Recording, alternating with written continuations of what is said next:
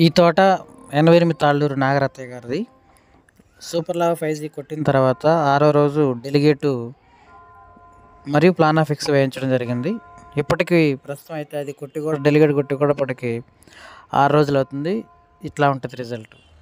Super lava 5G తర్వాత తెల్లదోమ తామర పురుగు సమస్యలన్నీ పోయి నీట్గా ఉంది. దాని మీద మరింత క్వాలిటీ పెంచేదానికి, మరింత ఫ్లవరింగ్ వచ్చేదానికి డెలిగేట్ ప్లానాఫిక్స్ వేయించడం జరిగింది. మందు కొట్టాలనేది మనం నిర్ణయించుకోవాలి. ఏది పడితే అది కొడితే మాత్రం మళ్ళీ ఇబ్బంది పడుతుంది. ఎందుకంటే ఇది తెల్లదోమ మందులు మరీ ఎక్కువ కొట్టడం వలన పూత రాలే అవకాశం ఉంటుంది. సో అది రాలకుండా చూసుకోవాలి. మొక్క చాలా వరకు ముదిరితే తామర పురుగు ఎఫెక్ట్ ఎక్కువ ఉంటుంది, తెల్లదోమ ఎఫెక్ట్ తక్కువగా ఉంటుంది. సో దీనికి సంబంధించి మనం టెక్నికల్గా చూసుకుంటూ ముందుకెళ్ళాలి.